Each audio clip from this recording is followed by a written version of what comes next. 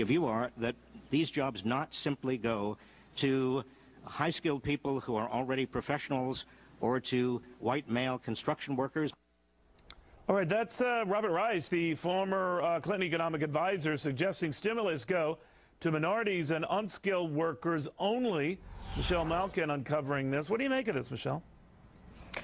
Well, I'm not surprised that these radically liberal officials and advisors for Team Obama see the stimulus bill as a goodie bag for all of their ideological pet projects. And this amounts to what he has expressed here in House testimony before Charlie Rangel a couple of weeks ago, are basically government racial preferences, color-coded earmarks built into the stimulus bill. It's flabbergasting to me, Neil, that we haven't heard more about this, and I'm so glad that you've shown that. Is it built into the stimulus bill? In other words, is there a proviso that says the emphasis on hiring for these jobs, whether they're doing work on bridges or paving highways, you know, all of this stuff that is going to be part of this infrastructure part of it, the emphasis should be on minorities?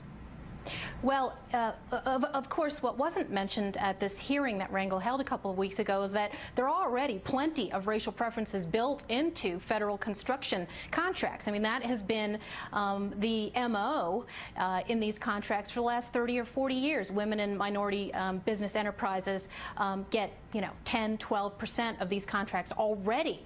And what Charlie Rangel and Robert Reich were talking about in this exchange from a couple of weeks ago, and I highly recommend that everybody watch the entire clip, was creating new quote-unquote criteria that do not say explicitly, but of course everybody knows what it means. White male construction workers need not apply for this stimulus money. All right, but it also comes at a time where we're genuinely asking questions, aren't we, Michelle, that I'm thinking of those Microsoft workers who've just been laid off. First time the company's ever done that, 5,000 plus. I'm thinking of I think it was 6,000 at Intel. And are they going to be just able to move over to paving roads or painting bridges?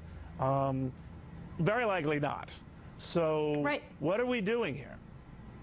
Yeah, that's a good question, and it's too bad that there wasn't a Republican on that committee a couple of weeks ago that could have grilled Robert Reich on exactly that question, because we're focusing now on the racial aspect, but he also emphasized, not only in that testimony, but on his own personal blog, Robert Reich's blog, that he doesn't want skilled workers to get the stimulus money either. And then I think the second piece of this, Neil, is you have to tie this into the Congressional Budget Office report from last week, which pointed out that a large portion of the money that they're going to apparently be spending on construction funds isn't going to get into the economy. That's right. Yeah.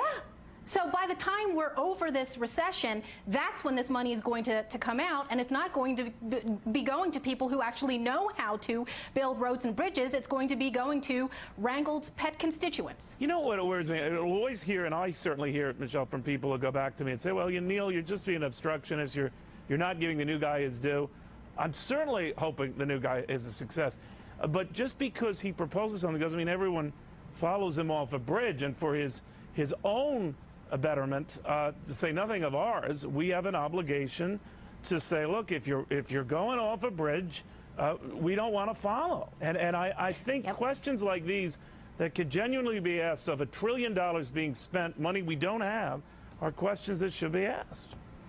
I agree with you, and I think that acting like a lemming in Washington is not a demonstration of leadership. And if you want to call that obstructionism, fine. Let's do our own redefining. Obstructionism is the new responsibility, and we need more people like that in Washington to stand in the way and say, what the hell are you doing? Are you crazy? I've said before that this stimulus amounts to generational theft. And I think that is the definition of leadership in Washington, is standing up and making sure that this money is not going to be stolen from the pockets of our children and our grandchildren. We were jumping ugly on Republicans when they were signing onto checks. They didn't have any idea where they're going, and now to Democrats and Republicans again who could be doing it again. Michelle Malkin, very, very interesting revelation. We're on it. Thank you very much.